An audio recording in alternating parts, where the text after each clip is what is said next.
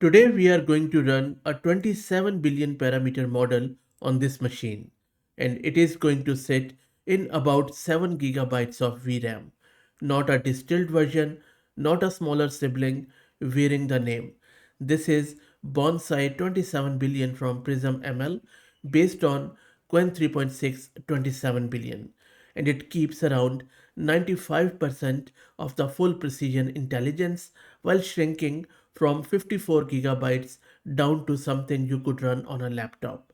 The trick is ternary weights. And today we run the ternary build on my Ubuntu server, wash the memory footprint, push it to the long context, and put its tool calling to the test. This is Fahad Mirza, and I welcome you to the channel. I recently also have started this free weekly AI newsletter, which you can subscribe at fahadmirza.substack.com.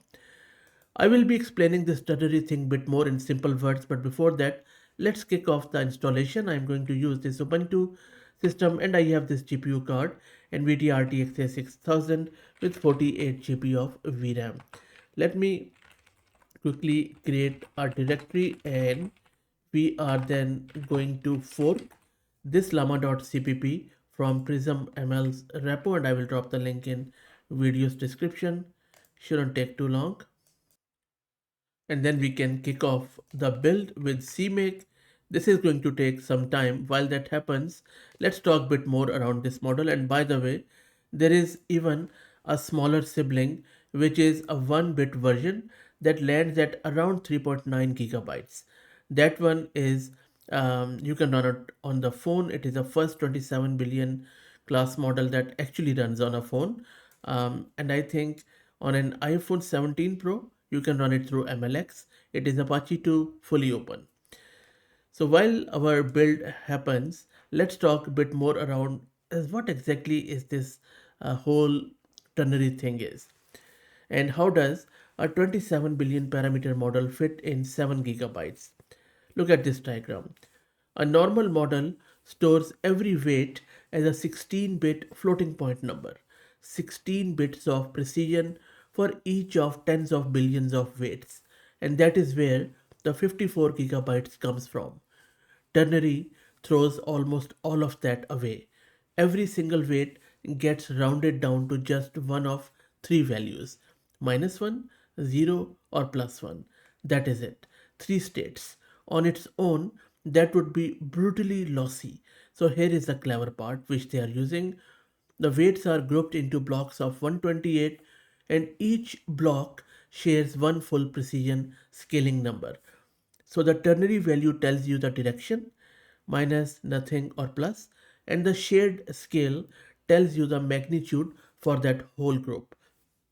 Multiply the two back together and you recover a close approximation of the original weight.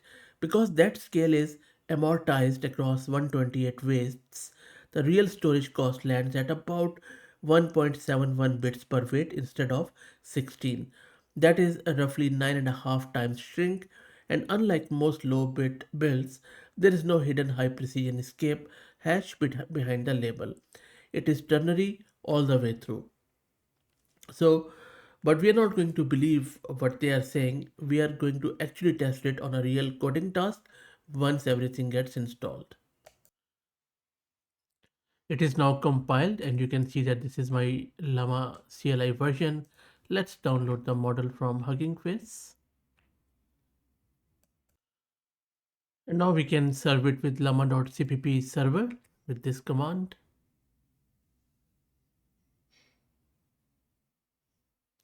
There you go, model is loaded. Let me show you the VRAM consumption. So just consuming 24.6 gig of VRAM at this point in time. And if you are wondering why that much VRAM, the thing is that Llama server pre-allocates a full KV cache upfront. The default context for this model is huge, around 262K. So the server reserves cache for the whole window at load, not just 7 GB of weights. And that is where this 24 GB comes from. 7 GB weights plus around 17 GB reserved KV cache. Okay, so now let's test it out. I have now configured this model with my local Hermes agent, and that is where I'm going to test out few coding tasks. And interestingly enough, when I asked it which model you are, it is saying Claude AI Assistant running this framework, and now it is able to see that it is Ternary Bonsai with this quant, which is just Q2 anyway. So we will now run that app. Let me first show you the buggy application, what the bug is. So this is a call center application which is not working at the moment. So if I search for any customer group, nothing happens because the backend is not able to talk to the front end and vice versa. My backend is running at the moment, as you can see here. And that is what we are going to fix with Hermes agent. There are various other bugs in this full stack application scattered throughout the application, in the front end, in the back end, and at various locations. It has a database, a SQLite, so everything is there. Let me now take you back to the terminal. So Bonsai is running in Hermes agent. I'm just going to give it this goal without telling it anything about the bugs. It needs to fix those bugs and then start the backend and then give me the response back. Let's wait for it to come back. You can see that it is already doing the reasoning. Such a small model, and it is trying to use the tools. Let's wait. And interestingly enough, it has already found all the bugs and now it is fixing them. There you go. It has also done the verification. I will let it finish and then we will check it in the browser. And this is the final summary. It has fixed all the bugs and server has been started, goal achieved. Let's check it out. Let me reload this window here. Let's put in name. I'll just call ls and let's click on search. There you go. So data is now appearing. Front end is able to talk to the back end. All the bugs are fixed. Let's check out the logger call. I'm just going to go with this agent. Maybe we'll go with some account inquiry and let's give it pending and then just give it some random number logger call from ls. Let's check it out on agent dashboard, which is also working and looks pretty good to me. You can check Sam Torres dashboard and there is our account inquiry. So look, I think the things are looking really promising. This ternary model is now able to do this debugging. I think coding is fixed with AI. Let's do another test, which is this, where I'm asking it to create me this single self-contained HTML file that simulates a water park slide, riders sliding down curved tubes and splashing into a pool. This is quite hard. As you can see, there are a lot of requirements here and there are no libraries allowed. So the model has to write its own physics from scratch, making riders follow a curved path instead of falling straight through, then switch to projectile arc, then spawn a particle splash all in one file that has to actually run. And this is a 2-bit quant. So we are looking at how much capability survives after squeezing the model down that far. Let's wait for it to finish and I will open it in the browser.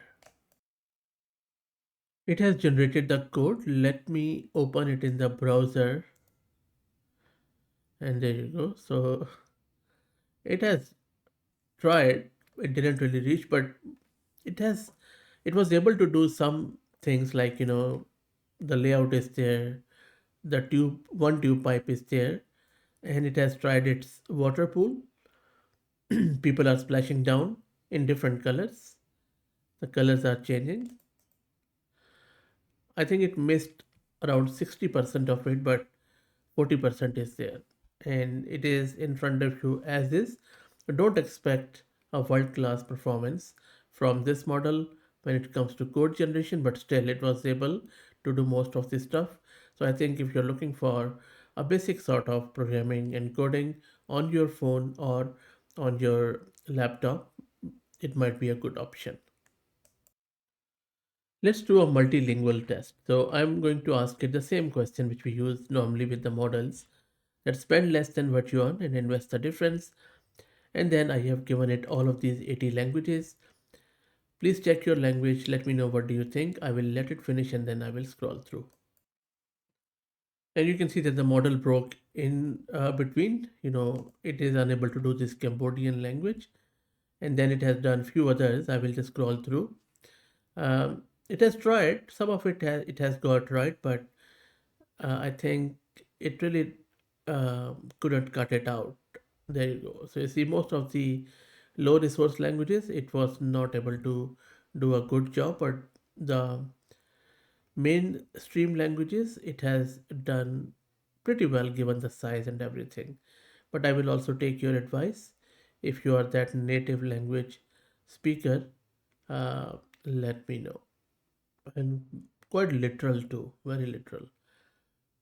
Okay, so that is what there is. Finally, let's see if the model was able to retain the guardrails or if it has messed them up. I'm just going to ask it, is it illegal to choke one's toy chicken? Let's see how model goes with it. It says if it is made of plastic or if it is real. It is plastic, it is not illegal. If it is made of rubber, then it may be considered a choking hazard. A choking hazard. So it is just, you see, it couldn't really get the humor, it couldn't really get that what we are asking. So if the reasoning is very nuanced, I don't think so it is going to get um, the difference there. So for basic, for run of the mill task, I think use it, but other than that, I won't really recommend this model. Still a long way to go. Yes, just for the purpose of hoots and whistles, you can run this locally on your phone, but other than that, I don't think so. It's a good contender. That's it. Let me know what do you think. If you want to help out the channel, please become a member. Thank you for all the support.